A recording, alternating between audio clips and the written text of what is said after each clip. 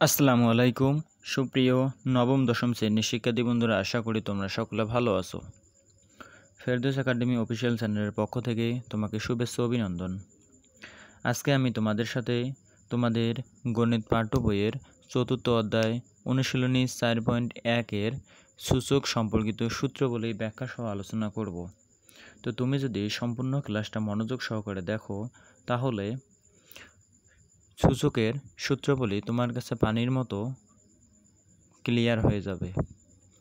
তো সূচকের সূত্রাবলী মনে রাখার কিছু কৌশল আমি তোমাদের সাথে আজকে শেয়ার করব। তো তার আগে একটা বেসিক তোমাকে দেখাই নেই। এই বেসিকটা না জানলে তুমি সূচকের সূত্রগুলো বুঝতে পারবে না। তো দেখো, মনে করো এখানে আছে এক্স, তার উপর দেওয়া আছে 5। তাহলে দেখো আমরা এক্স আর 5, এই যে আমরা এটাকে কি বলি, নিচে যেটা এক্স এটাকে বলি বেজ অথবা ভিত্তি। ভালো করে বোঝো। তাহলে এটাকে আমরা কি বলি, বেজ অথবা ভিত্তি। আর উপরে যেটা আছে সেটাকে আমরা বলি পাওয়ার অথবা সূচক অথবা ঘাত। তাহলে এর নাম কয়টা? তিনটে। একটা হলো পাওয়ার, সূচক ও ঘাত। তাহলে আবার ভালো করে বোঝো, নিচে যেটা থাকে তাকে আমরা বেজ বা ভিত্তি বলি,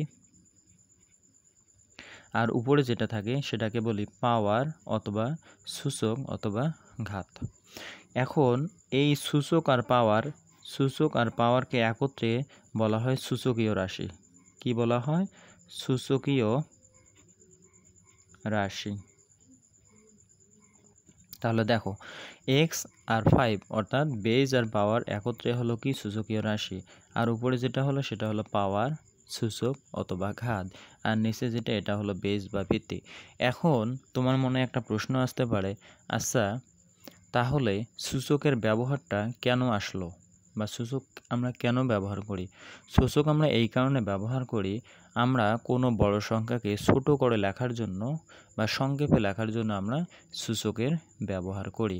দেখো কী রকম, যদি আমি তোমাকে বলি এরকম, দেখো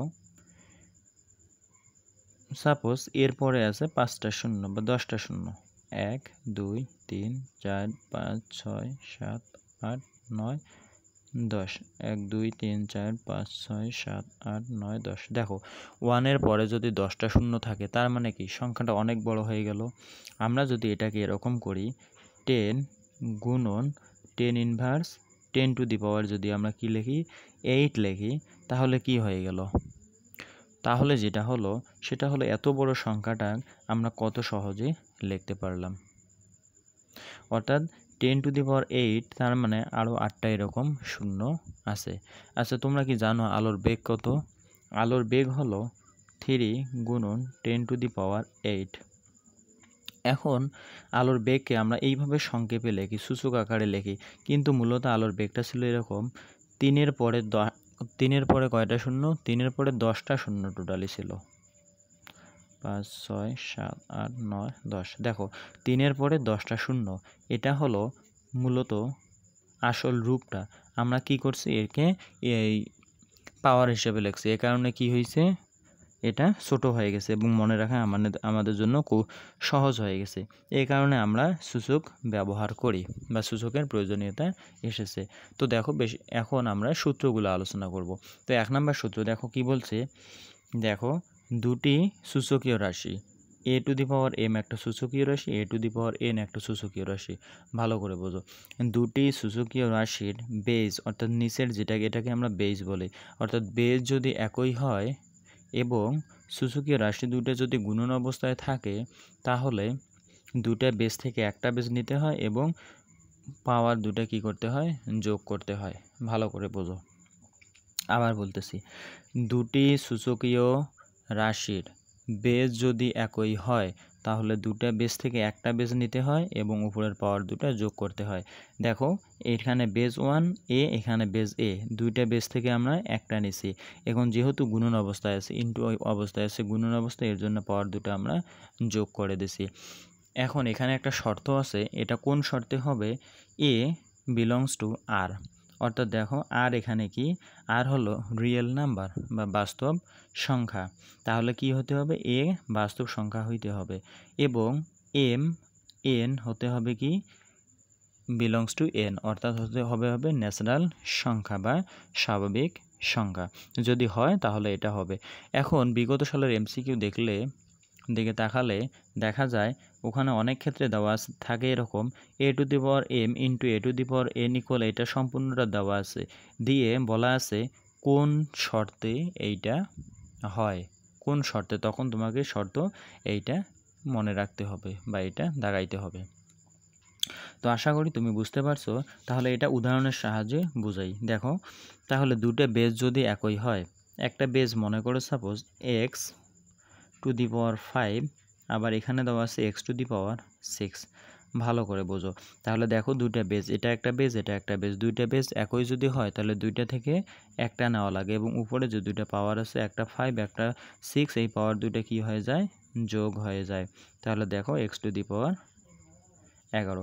এখন দেখো এটা আমরা কি করলাম, এটা করলাম এই পক্ষটা। এখন অনেক ক্ষেত্রে তোমাকে এই পক্ষ সমানটা এই পক্ষ যদি দেওয়া থাকে তখন এই পক্ষ বের করতে বলতে পারে। দেখো তখন যদি তোমাকে দেওয়া থাকে এরকম x to the power 5 plus 6, তাহলে অনেক ক্ষেত্রে তোমাকে ওই রকম করতে হতে পারে। সেটা কীরকম X to the power 5 into X to the power 6, অর্থাৎ যদি গুণন থাকে তাহলে যোগ হবে এবং যদি যোগ অবস্থায় থাকে তাহলে এটাকে গুণন অবস্থায় করতে হবে। তো আশা করতেছি তুমি 1 নম্বর সূত্রটা অতি সহজেই বুঝতে পারছো। তো দেখো 2 নম্বর সূত্রটা কি বলছে, আবার দেখো দুটো সূচকীয় রাশি, উপরে একটা এ টু দি পাওয়ার এম নিচে একটা এ টু দি পাওয়ার এন। এখন বলছে দুটি সূচকীয় রাশির বেজ যদি একই হয়, অর্থাৎ এ যদি একই হয় তাহলে দুটো বেজ থেকে একটা নিতে হয় এবং পাওয়ার দুটো বিয়োগ করে দিতে হয়। তাহলে দেখো উপরে হলো এম নিচে হলো এন, দুইটা থেকে একটা নিছি অর্থাৎ এম এর কি ভাগের কারণে মাইনাস দিছি এন। ঠিক আছে, আমি আশা করতেছি এটা সত্যিও তুমি অতি সহজে বুঝতে পারছো। দেখো আমরা যদি এরকম করি y টু দি পাওয়ার 6 ভাগ y টু দি পাওয়ার 7, যদি এরকম করে নেই তাহলে পরের লাইনে আমাকে যেটা করতে হবে সেটা কি দুইটা বেজ, এটা বেজ এটা বেজ, অর্থাৎ দুইটা বেজ থেকে একটা বেজ নিতে হবে এবং উপরেটা মাইনাস ভাগের কারণে মাইনাস নিচেরটা দিতে হবে, তার মানে y মাইনাস 1 হবে।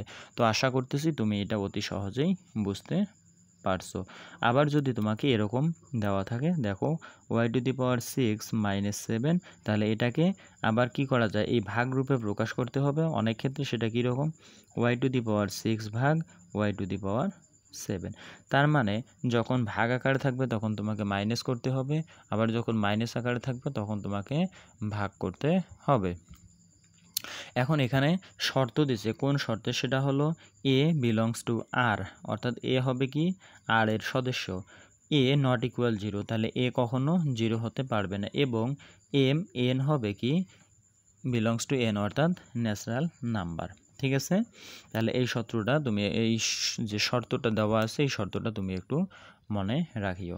তো দেখো এখন 3 নম্বর সূত্রটা দেখো, 3 নম্বর সূত্র দেখো কি বলছি, এ বি তার উপর যদি এম দেওয়া থাকে, দেখো দুটা একটা বীজগাণিতিক রাশি দেওয়া একটা সূচকীয় রাশি দেওয়া, সেটা কি এ বি তার উপর এম, অর্থাৎ পাওয়ার কি।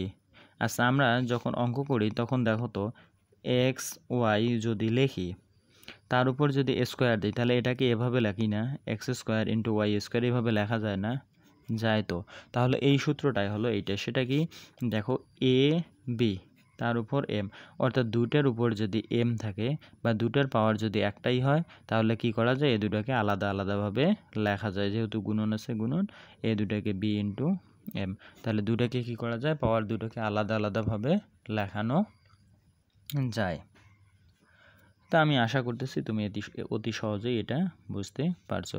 এখন 4 নাম্বারটা দেখো, 4 নাম্বারটা কি দেওয়া আছে এ বি তার উপর যদি এম দেওয়া থাকে তাহলে এটা আছে গুণন অবস্থায়, 4 নাম্বারটা দিচ্ছে ভাগ অবস্থায়। দেখো কীরকম, আমি যদি এরকম লিখি এক্স ভাগ ওয়াই তার উপর যদি আমি এন দেই, তার মানে দেখো তো এক্সের উপরেও এন আবার ওয়াইয়ের উপরেও এন, কারণ হল স্কোয়ার মানে বা দুইটার উপর ব্র্যাকেট মানে দুইটার পাওয়ার একটাই, এটার পাওয়ারও যা এটার পাওয়ারও তাই, অর্থাৎ এটার পাওয়ারও এন এটার পাওয়ারও এন, এটাকে এইভাবেও লেখা যায়, সেটার কথাই বলছি। তো আশা করতেছি তুমি 4 নাম্বার সূত্রটাও বুঝতে পারছো। তো এখন 5 নাম্বার সূত্রটা দেখো। 5 নাম্বার সূত্রটা হলো এরকম, a to the power m তার উপর দিছে n।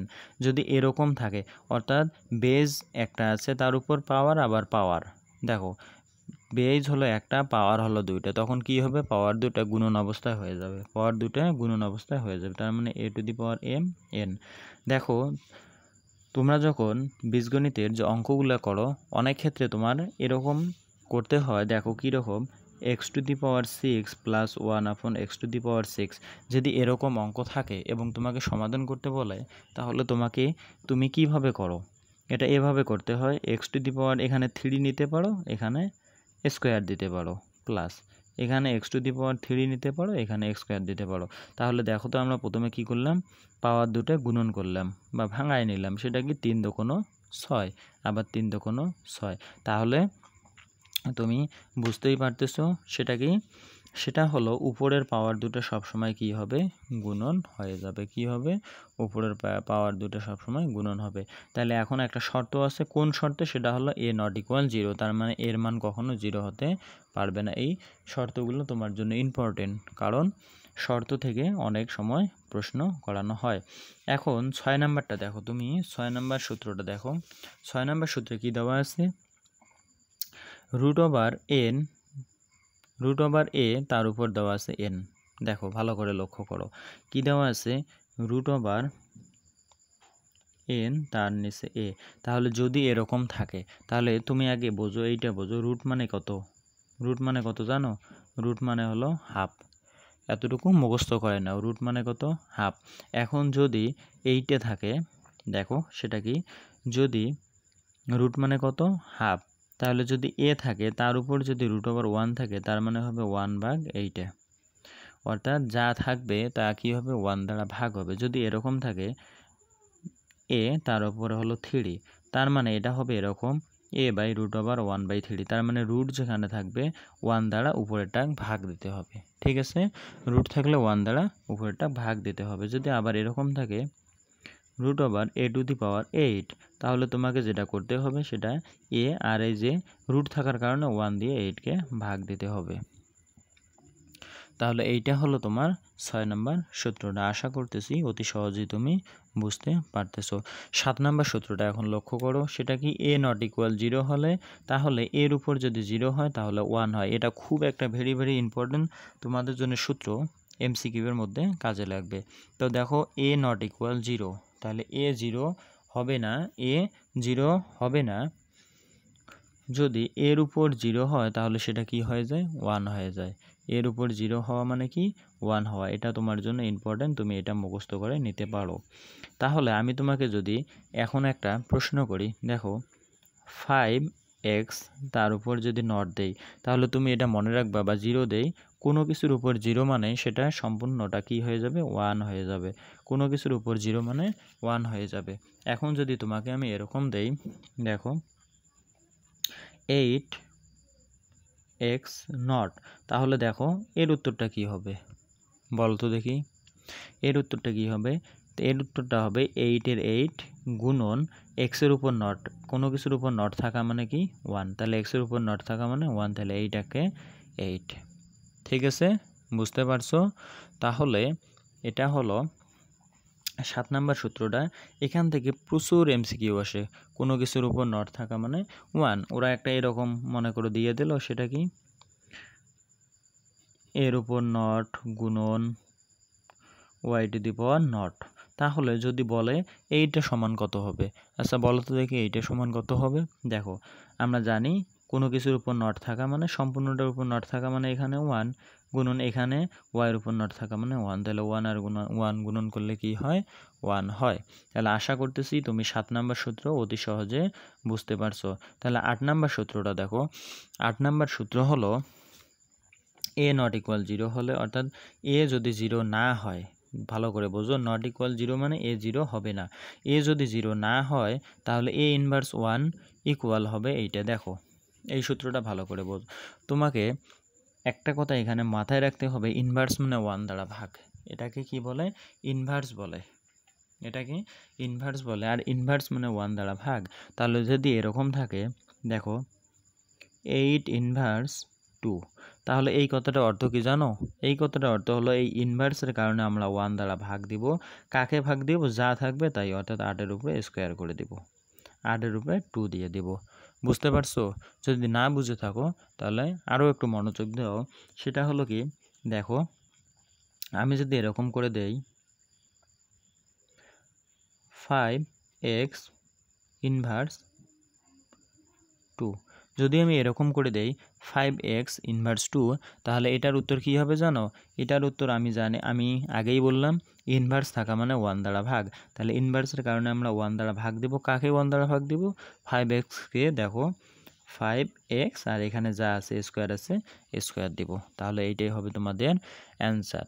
তো আশা করতেছি তুমি এটা অতি সহজেই বুঝতে পারছো। তাহলে কোন শর্তে সেটা হলো a নট ইকুয়াল 0 হলে। এখন তুমি 9 নম্বর সূত্রটা লক্ষ্য করো। 9 নম্বর সূত্র তুমি দেখতে পারতেছো x নট ইকুয়াল 0। তাহলে কি করছে? x এর মান 0 হতে পারবে না। আবার কি বলছে? x এর মান যদি 0 হতে না পারে, আবার বলছে a লেস দেন 0। তাহলে a হবে কি? 0 থেকে বড়। a হবে 0 থেকে বড়। আবার b লেস দেন 0, অর্থাৎ bও হবে 0 থেকে বড়। এবং কি বলছে? ax ইকুয়াল bx হয়, তবে কি হবে? ab হবে। তার মানে আমি এটা ভালো করে তোমাকে বুঝাই, সেটা দেখো কি বলছে। অর্থাৎ দেখো এখানে যদি এরকম থাকে a টু দি পাওয়ার মনে করো 8 ইকুয়াল, আবার যদি থাকে a টু দি পাওয়ার 7। আচ্ছা, এখানে 8x এখানে 7x দিলাম। তাহলে ভালো করে লক্ষ্য করো, এখানে যেটা বলছে সেটা হলো দুইটার পাওয়ার যদি একই হয়। ভালো করে বোঝো, দুইটার পাওয়ার যদি, অর্থাৎ দুইটা সূচকীয় রাশি, এটা একটা সূচকীয় রাশি, এটা একটা সূচকীয় রাশি, এর পাওয়ারটা যদি একই হয়, এইটা আর এইটা, অর্থাৎ দুইটা পাওয়ার যদি একই হয়, এই দুইটা সূচকীয় রাশি, এই দুইটা সূচকীয় রাশির যদি বেজ অর্থাৎ ভিত্তি যদি একই হয়, দুটো সূচকীয় রাশির যদি ভিত্তি একই হয়, তাহলে ভিত্তি দুটো উভয় পাশ থেকে কাটা যায়, উপরে যেটা থাকে সেটাই উত্তর হয়। অর্থাৎ 8x ইকুয়াল 7x, এইটাই হলো এই সূত্রটা। আচ্ছা, আমি আরেকটা উদাহরণের মাধ্যমে আবার বলতেছি। দেখো a to the power 2x equal যদি থাকে a to the power 5x, তাহলে দেখো কি হবে? এই বেজ আর এই বেজ, যেহেতু দুইটা বেজ একই, তাহলে আমরা এই বেজ দুইটা কি করব? কেটে দেব। বেজ দুইটা কাটা যায়, আর উপরের পাওয়ারগুলো যা আছে সে অবস্থায় রাখতে হয়। তা আশা করতেছি তুমি অতি সহজে এটা বুঝতে পারছো। তাহলে এখন 10 নম্বর সূত্রটা তুমি লক্ষ্য করো। 10 নম্বর সূত্রটা কি দিচ্ছে? যদি a লেস দেন 0 হয়, অর্থাৎ কি হবে? এর মান 0 থেকে বড় হবে, আবার a নট ইকুয়াল 0, 0 থেকে বড় হবে এবং 1ও হতে পারবে না, তার মানে 1-এর থেকেও বড় হবে। তাহলে কি হবে? দেখো